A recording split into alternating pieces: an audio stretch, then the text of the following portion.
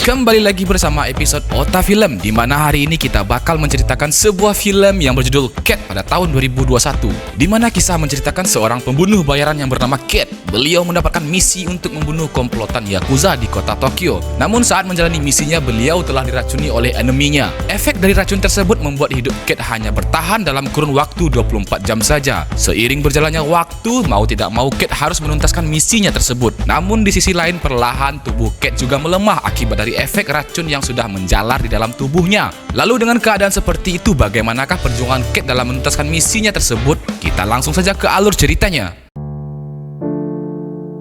Film berawal memperlihatkan sebuah mobil yang berwarna pink mencolok menuju sebuah area, di mana di dalam mobil tersebut terdapat seorang pembunuh bayaran yang bernama Cat ditemani oleh suhunya yang bernama Ferik. Di sini Cat mendapatkan misi untuk menghabisi dua orang petinggi Yakuza. Sebelum melakukan aksinya, Cat diberikan oleh suhunya sebotol minuman pelepas dahaga. Ya, itu adalah minuman kesukaan Cat sedari dini.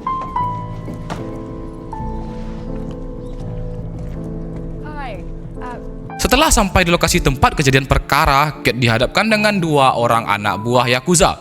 Di sini Cat mengelabui mereka dengan berpura-pura menanyakan di manakah jalur menuju Air Angel.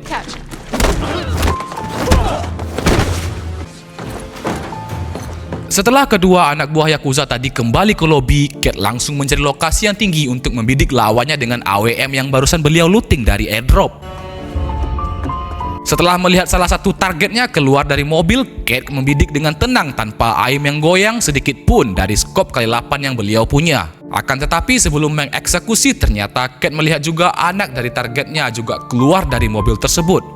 Meskipun Cat seorang pembunuh bayaran yang sudah berkarir selama 12 tahun kurang lebih, tapi beliau juga memiliki protokol pribadi di mana beliau tidak ingin melancarkan aksinya di hadapan anak-anak. Namun di sisi lain, sang operator terus mendesak Cat untuk segera menembak ketika sudah melihat targetnya dengan jelas. Dikarenakan desakan dari operatornya, akhirnya Cat melanggar protokol pribadinya dan membuat target beliau kembali ke lobi.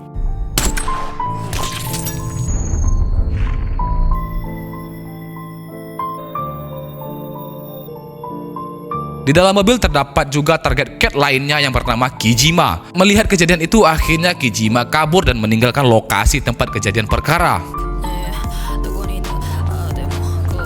Lalu scene berlanjut di 10 bulan kemudian, di mana Cat yang sedang jogging di kota Tokyo, Cat yang tak sengaja melihat keharmonisan salah satu keluarga. Melihat keharmonisan keluarga tersebut, Cat memutuskan untuk meninggalkan pekerjaan beliau di dunia hitam. Tak lama kemudian, Cat membicarakan keputusan beliau ini kepada suhunya yang bernama Ferik. Cat beralasan beliau juga ingin merasakan hidup normal bak layaknya orang-orang pada umumnya. Ferik menduga alasan Cat pensiun adalah akibat dari kejadian di Osaka sebelumnya. Ferik juga kembali meyakinkan Cat bahwa benar-benar tidak ada yang tahu pada misi sebelumnya ada anak-anak. Memang benar adanya bahwa Cat tidak bisa melupakan kejadian tersebut. Akan tetapi setelah perbincangan yang panjang itu, Cat tetap ingin pensiun setelah menuntaskan misinya. Next scene, Cat yang sudah mulai belajar menjalani kehidupan normal bak layaknya wanita pada umumnya. Pada malam harinya, Cat yang nampak anggun itu tengah bersantai di sebuah hotel ditemani segelas Pepsi tanpa soda sembari scroll TikTok untuk mencari tren yang sedang hype. Tengah bersantai ria, tiba-tiba seorang pria anggap saja buaya darat datang menghampiri Cat. Dengan segala trik yang beliau punya, sang buaya darat bernama Stephen itu akhirnya berhasil membuat Cat terkesima dan lalu melanjutkan kencan mereka dengan menjalin tali kasih asmara di sebuah gubuk luksuri. Setelah tuntas dengan kerja kelompoknya di gubuk luksuri itu, Cat tak sengaja melihat identitas Stephen di saat Stephen membersihkan dirinya dari segala najis besar di toilet. Tak lama kemudian pesan pun masuk ke ponsel Cat, di mana pesan itu berisikan perintah untuk melancarkan aksinya yang terakhir sebelum beliau pensiun. Target terakhir Cat ini adalah Kijima, di mana lokasi untuk Cat beraksi adalah di Menara Roppongi, tepat pada jam 11 malam waktu Jepang bagian Tokyo. Singkat cerita, setelah sampai di titik lokasi menara, Cat melihat targetnya dengan sempurna. Namun saat hendak melepaskan tembakan, tiba-tiba Cat mengalami tekanan darah rendah yang membuat beliau sedikit oyong. Dengan keadaan yang sedikit pusing itu, tembakan yang Cat lepaskan hanya mengenai lengan Kijima. Namun Kijima dan anak buahnya yang mengetahui ancaman itu langsung bergegas pergi ke mobil dan hendak beranjak dari tempat itu. Cat yang gagal menuntaskan misinya itu kembali mencoba satu kali tembakan lagi. Apalah daya, tembakan itu lagi-lagi gagal mengenai target. Tak tahan dengan tekanan darah rendah yang beliau alami, Cat pun meninggalkan gedung tersebut tersebut, sementara anak buah Kijima menelusuri gedung untuk mencari pelaku penembakan.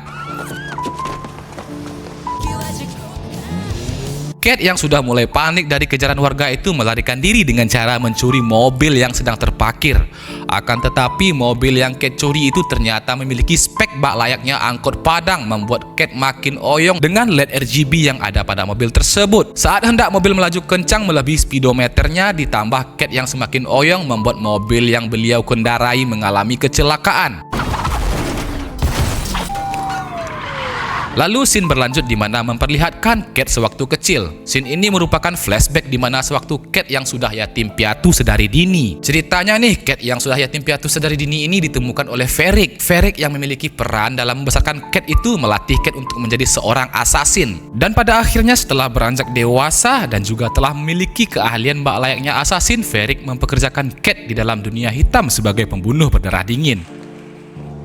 Kemudian scene berlanjut di mana Cat yang sudah terbaring di rumah sakit itu tersadar dari pingsannya. Lalu tak lama kemudian sang dokter menghampiri Cat dan mendiagnosa tubuh Cat sudah terkontaminasi zat kimia berbahaya yang bernama polonium. Singkat cerita, akibat dari zat kimia berbahaya yang sudah mendominasi tubuh Cat itu membuat Cat hanya bisa bertahan hidup selama 24 jam saja. Usut demi usut, ternyata orang yang meracuni Cat adalah Stephen sang buaya darat. Sewaktu mereka menjalin tali kasih asmara di gubuk luxury, Cat berniat akan mendatangi kediaman Stephen untuk membalaskan dendamnya. Tak pikir panjang, Cat yang baru sadar dari pingsannya itu langsung beranjak dari rumah sakit. Dengan keahlian assassin yang beliau miliki, Cat mencuri senjata milik polisi yang tengah berkunjung di rumah sakit itu. Dengan berbekal senjata hasil curian dari polisi, Cat mengancam dokter untuk memberikan serum stimulan yang mampu menahan efek dari racun yang telah menjalar di tubuhnya. Setelah berhasil mengambil beberapa serum itu, kemudian Cat bergegas menuju ke kediaman Stephen dengan mengambil mobil yang sedang terparkir di basement bak layaknya GTA San Andreas. Sesampainya di lokasi, tanpa basa-basi, Cat langsung menodongkan senjata ke arah Stephen. Cat menanyakan alasan kenapa dia meracuni Cat. Singkat cerita, dengan segala pembelaannya, Stephen mengatakan bahwa ia hanya disuruh oleh seseorang, dan seseorang yang menyuruh Stephen itu mengatakan kepada Stephen bahwa hanyalah obat bius biasa. Bahkan Stephen tidak mengetahui bahwa yang beliau campurkan ke minuman Cat itu adalah racun. Seakan-akan ini adalah hidup terakhirnya, Stephen pun mengatakan bahwa yang menyuruhnya adalah Kazuo, di mana Kazuo merupakan salah satu anak buah petinggi Yakuza yang merupakan target operasi dari Cat. Dan kebetulan Kazuo juga mengelola salah satu klub di kota ini. Di sini istri Stephen pun mencurahkan isi hatinya kepada Cat. Beliau mengatakan selama bertahun-tahun mereka sudah dikuasai oleh Kazuo. Kazuo berjanji akan membebaskan Stephen dan istrinya jika ia berhasil menjalani misi yang diberikan oleh Kazuo, yaitu mencampurkan obat-obatan itu ke minuman milik Cat. Mendengar keluh kesah mereka itu, Cat akhirnya merasa iba dan membiarkan mereka hidup dengan tenang.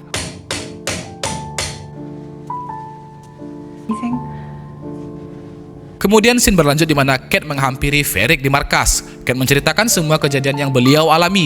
Singkat cerita, di sini Ferric mengatakan bahwa Kijima sang target operasi Cat yang terakhir adalah pemimpin tertinggi Yakuza saat ini. Tapi mereka berdua terlihat bingung dari manakah Kijima mengetahui pelaku dari terbunuh adiknya Kijima itu adalah Cat. Tak hanya itu, Cat juga menanyakan perihal tentang Kazuo. Mendengar itu, Ferric juga mengatakan bahwa anak buahnya pernah berkumpul bersama Kazuo di satu tempat yang bernama Black Laser. Sontak, Cat yang sudah mendapatkan informasi itu langsung bergegas menuju Black Laser. Sebelum ke tempat kejadian perkara, Cat mampir ke swalayan untuk membeli spon sebagai peredam senjatanya.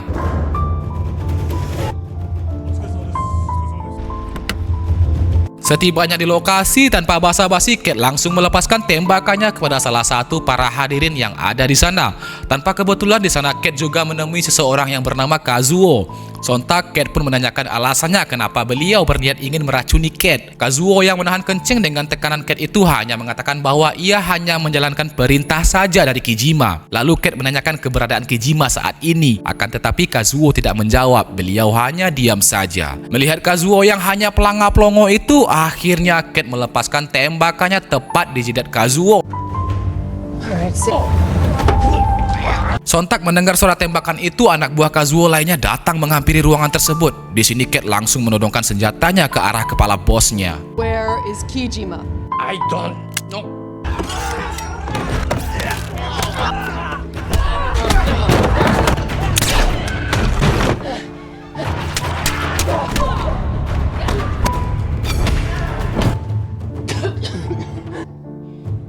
Setelah menghabisi anak buah Kazuo satu persatu, Cat melihat anak buah Kazuo yang tersisa hanyalah seorang diri dalam keadaan pelanga-pelongo. Dari anak buah Kazuo yang tersisa satu orang inilah Cat menanyakan lagi informasi keberadaan Kijima. Yah, benar saja, boboho satu ini tidak mengetahui keberadaan Kijima saat ini, akan tetapi Cat bisa mendapatkan informasi di mana keberadaan Kijima dari keponakannya yang bernama Ane. Boboho ini mengatakan kepada Cat bahwa ia dapat menemui Ane yang saat ini sedang berada di perhelatan konser kuburan band. Tanpa menghabiskan waktu, Cat langsung bergegas menuju perhelatan konser itu. Saat di lokasi perhelatan, Cat melihat gadis kecil yang beliau lihat saat hendak mengeksekusi seseorang di awal film. Sontak, Cat langsung menduga gadis itu adalah keponakannya Kijima yang Cat cari. Tak terbiasa dengan suara konser itu, Cat pun segera menghabisi para bodyguard Ane, lalu membawa Ane keluar dari perhelatan itu. Di gang sempit, Cat meminta Ane untuk menelpon Kijima, akan tetapi Ane menjawab bahwa ia tidak memiliki nomor WA-nya Kijima. Di sini Ane mengatakan kepada Cat jika ingin mengetahui keberadaan Kijima, Cat bisa menghubungi juru bicara Kijima yang bernama Renji. Saat Ane menelpon Renji, Cat yang sudah naik pitam ini merebut ponsel milik Ane dan mengatakan kepada Renji bahwa ia telah menculik Ane. Cat mengatakan jika ingin menyelamatkan Ane, dia bisa menemui mereka di pasar pagi Taplau 1 jam lagi. Kemudian di scene lain, Renji yang mendapatkan kabar bahwa Ane dalam kondisi berbahaya mengutus anak buahnya untuk menemui Cat sesuai dengan lokasi yang telah dijanjikan.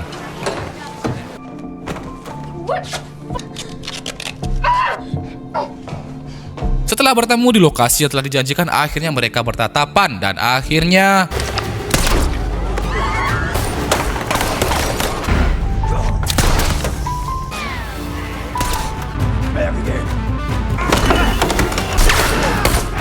scene juga memperlihatkan Ane yang berusaha melepaskan sekapannya di dalam toilet. Setelah berhasil lepas dari sekapan itu, akhirnya Ane bertemu dengan anak buah Renji. Akan tetapi di sini bukannya lega melihat keadaan Ane yang fine-fine saja, malahan di sini anak buah Renji dan anggota lainnya menodongkan senjatanya ke arah Ane. Alasannya mereka mengatakan bahwa telah muak melihat tingkah Ane selama ini, bahkan berniat ingin membunuh Ane dengan cara menembakinya. Saat akan hendak dieksekusi, beruntungnya Cat datang di waktu yang tepat dan berhasil menyingkirkan komplotan Renji itu. Melihat itu, Cat menyuruh Ane untuk pergi, namun Ane merasa takut dan tidak tahu lagi harus pergi kemana. Sedangkan keluarganya saja malah ingin membunuh dirinya. Mendengar itu, sepintas Cat lagi-lagi terbayang dengan dirinya yang juga tak punya siapa-siapa sedari dini. Akhirnya Cat yang memiliki rasa iba itu membawa Ane pergi bersamanya. Singkat cerita, setelah situasi meredam di antara mereka, akhirnya Cat memutuskan untuk pergi membeli minuman yang beliau sukai. Namun apalah daya, stoknya sudah tidak diproduksi lagi. Ane yang sudah merasa akrab dengan Cat itu memberikan Cat sehelai kaos kepada Cat dikarenakan pakaian yang Cat kenakan sekarang sudah berlumuran darah. Di percakapan itu, Ane mengatakan bahwa Cat bisa mendapatkan informasi Kijima dari Renji, dikarenakan Renji sekarang telah menggantikan posisi ayahnya yang telah tewas. Karena Renji memiliki koneksi langsung dengan Kijima. Akan tetapi di sini Ane belum mengetahui sama sekali bahwa Cat lah yang telah membunuh ayahnya. Singkat cerita pun di sini Ane menuntun Cat ke sebuah menara. Disinilah Cat bisa menemui Jojima. Jojima sendiri adalah kekasih gelapnya Renji. Ya, ternyata beliau memiliki kekasih yang masih satu spesies.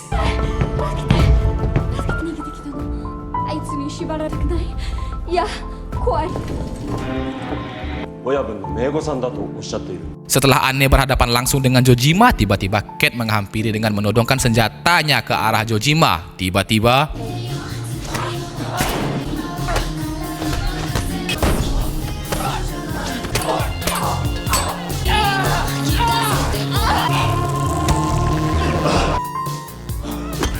setelah berhasil menyingkirkan Jojima dengan hantaman yang diberikan oleh Ane, tiba-tiba Ane pun histeris dengan cipratan darah.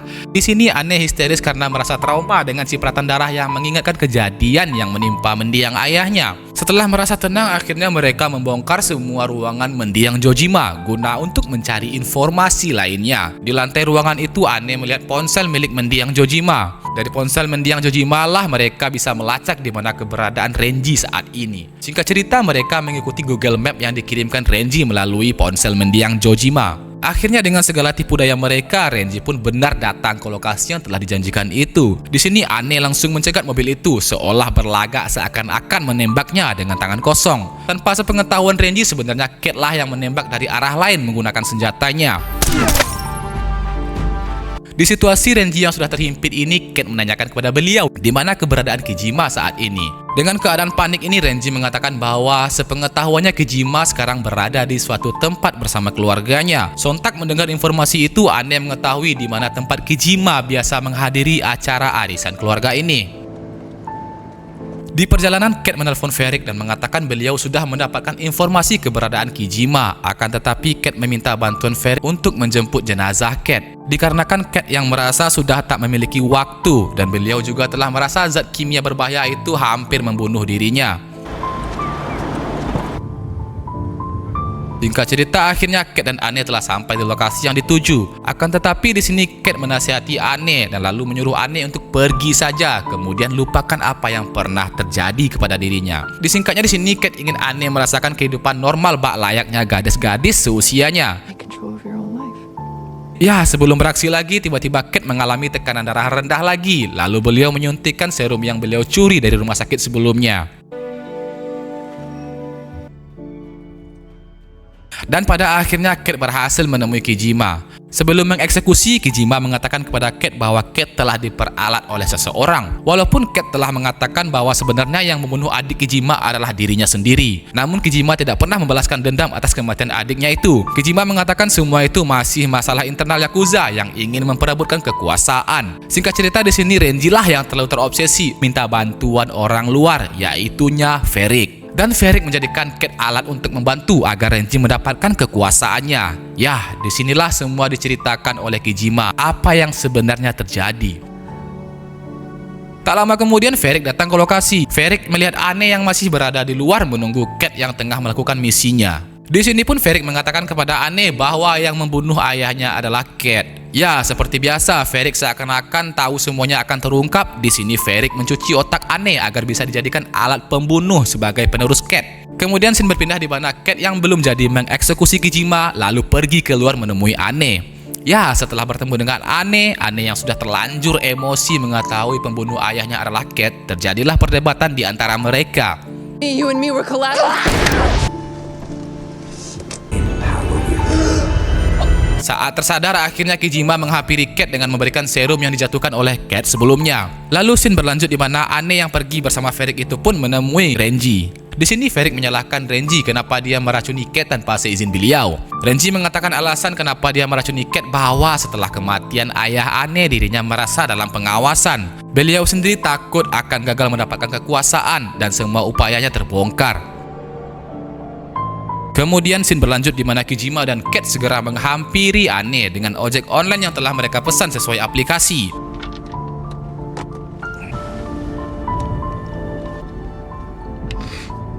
Setelah sampai di titik yang telah dipesan ke ojol, Kate tak sendirian. Kate datang bersama anak buah Kijima untuk membantai semua anak buah Renji dan Varric. Sementara Varric menyadari kehadiran mereka itu dari CCTV. Well, all of them. Setelah berhasil menemui Renji, akhirnya Kijima menantang Renji untuk berduel menggunakan katana one by one. Di sini Renji mengatakan bahwa Kijima bukanlah lawan yang sepadan dengan dirinya karena sudah terlalu lanjut usia.